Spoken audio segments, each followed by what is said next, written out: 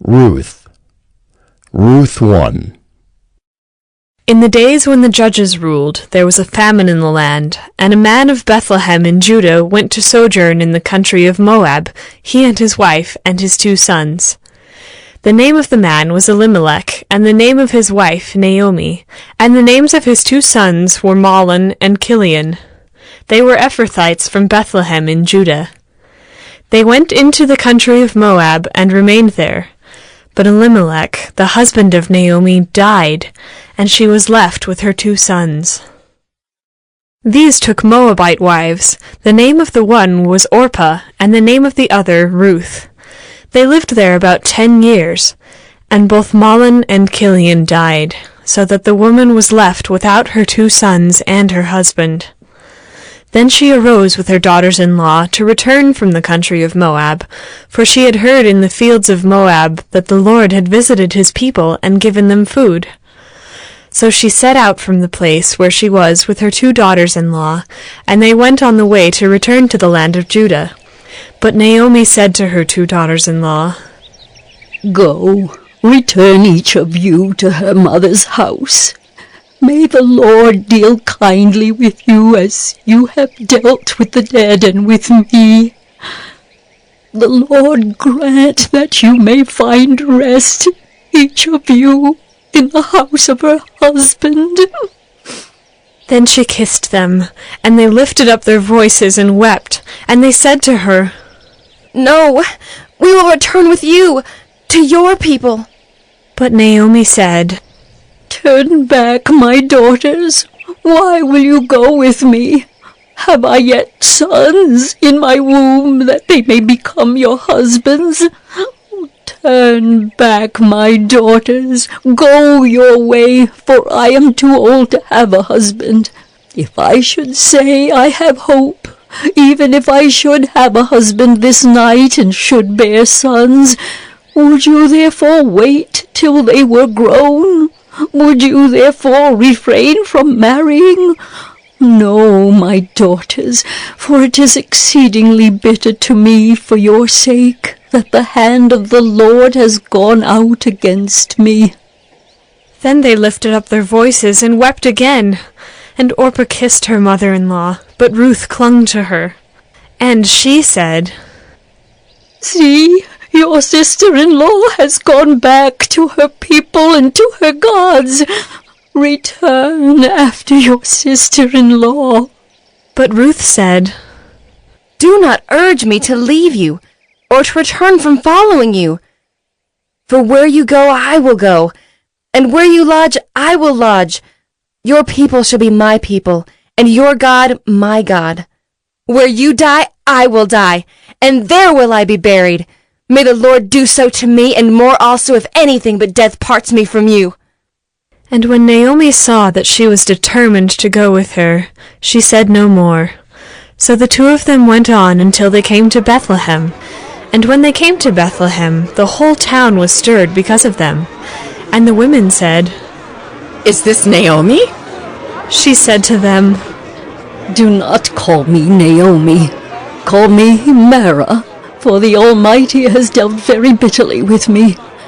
I went away full, and the Lord has brought me back empty. Why call me Naomi when the Lord has testified against me, and the Almighty has brought calamity upon me?" So Naomi returned, and Ruth the Moabite, her daughter-in-law, with her, who returned from the country of Moab. And they came to Bethlehem at the beginning of barley harvest. Ruth 2. Now Naomi had a relative of her husband's, a worthy man of the clan of Elimelech, whose name was Boaz. And Ruth the Moabite said to Naomi, "Let me go to the field and glean among the ears of grain after him in whose sight I shall find favor." And she said to her, "Go, my daughter." So she set out and went and gleaned in the field after the reapers. And she happened to come to the part of the field belonging to Boaz, who was of the clan of Elimelech.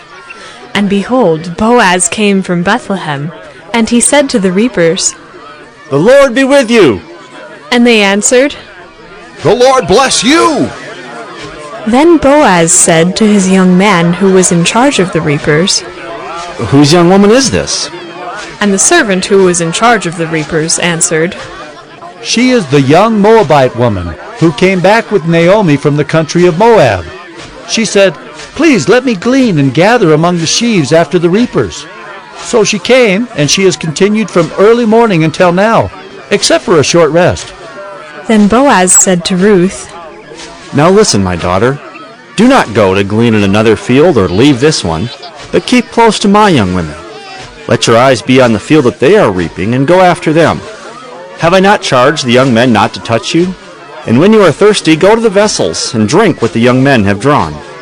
Then she fell on her face, bowing to the ground, and said to him, Why have I found favor in your eyes, that you should take notice of me, since I am a foreigner?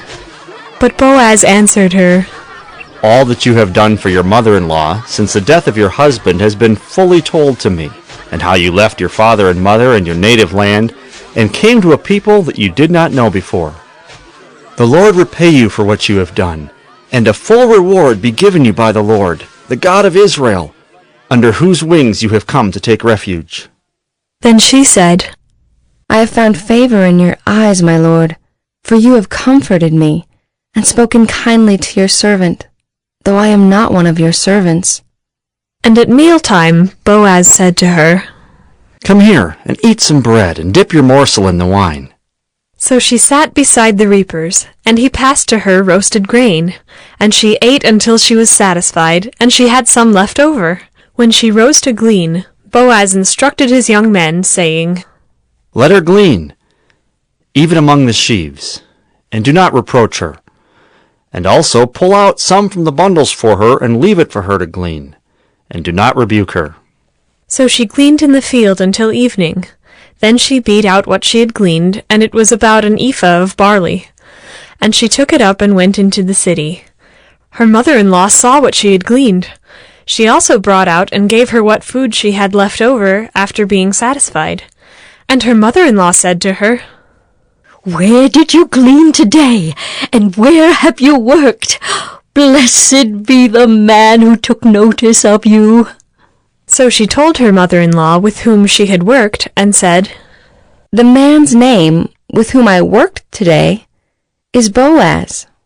And Naomi said to her daughter-in-law, May he be blessed by the Lord, whose kindness has not forsaken the living or the dead. Naomi also said to her, The man is a close relative of ours, one of our redeemers. And Ruth the Moabite said, Besides, he said to me, You shall keep close by my young men until they have finished all my harvest. And Naomi said to Ruth, her daughter-in-law, It is good, my daughter, that you go out with his young women, lest in another field you be assaulted. So she kept close to the young women of Boaz, gleaning until the end of the barley and wheat harvests. And she lived with her mother-in-law. Ruth 3. Then Naomi, her mother-in-law, said to her, My daughter, should I not seek rest for you, that it may be well with you? Is not Boaz our relative, with whose young women you were? See, he is winnowing barley tonight at the threshing floor. Wash, therefore, and anoint yourself, and put on your cloak and go down to the threshing floor, but do not make yourself known to the man until he has finished eating and drinking. But when he lies down, observe the place where he lies, then go and uncover his feet and lie down, and he will tell you what to do. And she replied, All that you say, I will do. So she went down to the threshing floor and did just as her mother-in-law had commanded her. And when Boaz had eaten and drunk, and his heart was merry, he went to lie down at the end of the heap of grain. Then she came softly and uncovered his feet and lay down. At midnight the man was startled and turned over, and behold, a woman lay at his feet. He said, Who are you? And she answered, I am Ruth, your servant.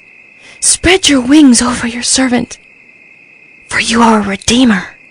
And he said, May you be blessed by the Lord, my daughter. You have made this last kindness greater than the first, in that you have not gone after young men, whether poor or rich. And now, my daughter, do not fear. I will do for you all that you ask, for all my fellow townsmen know that you are a worthy woman. And now it is true that I am a redeemer, yet there is a redeemer nearer than I. Remain tonight, and in the morning, if he will redeem you, good, let him do it. But if he is not willing to redeem you, then, as the Lord lives, I will redeem you. Lie down until the morning. So she lay at his feet until the morning, but arose before one could recognize another. And he said, Let it not be known that the woman came to the threshing floor. And he said, Bring the garment you are wearing, and hold it out. So she held it, and he measured out 6 measures of barley and put it on her. Then she went into the city, and when she came to her mother-in-law, she said, How did you fare, my daughter? Then she told her all that the man had done for her, saying, These 6 measures of barley he gave to me, for he said to me, You must not go back empty-handed to your mother-in-law. She replied, Wait, my daughter, until you learn how the matter turns out, for the man will not rest, but will settle the matter today.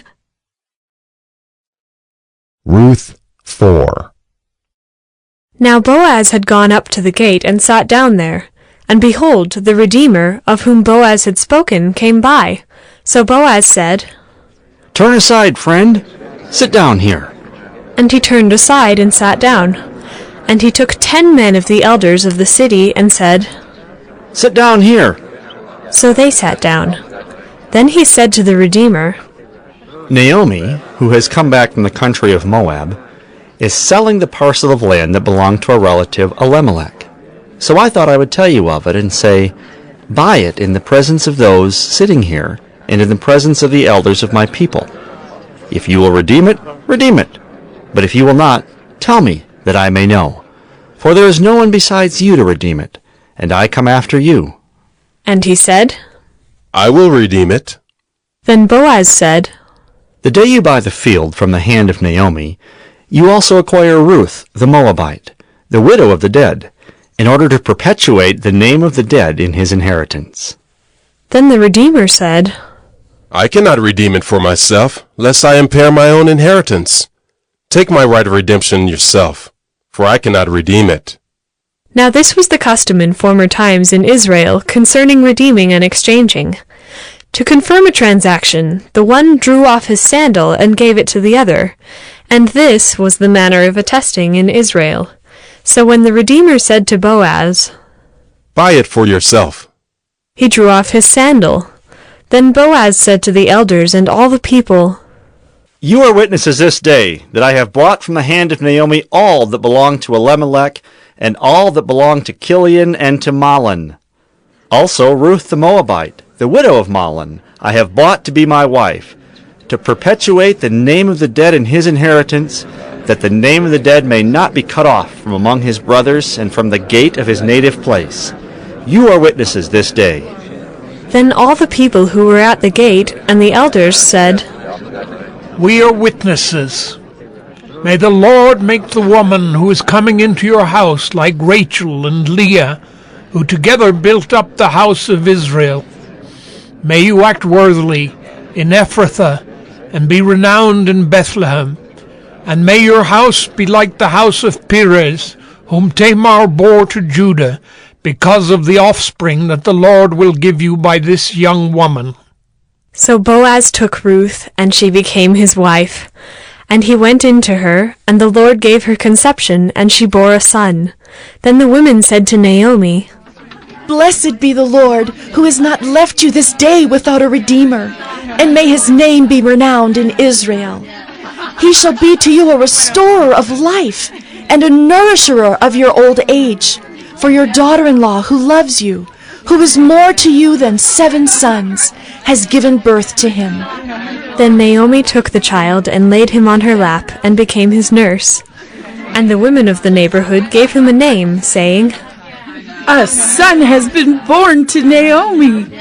They named him Obed. He was the father of Jesse, the father of David. Now these are the generations of Perez. Perez fathered Hezron. Hezron fathered Ram. Ram fathered Amminadab. Amminadab fathered Nahshon. Nahshon fathered Salmon. Salmon fathered Boaz. Boaz fathered Obed. Obed fathered Jesse. And Jesse fathered David.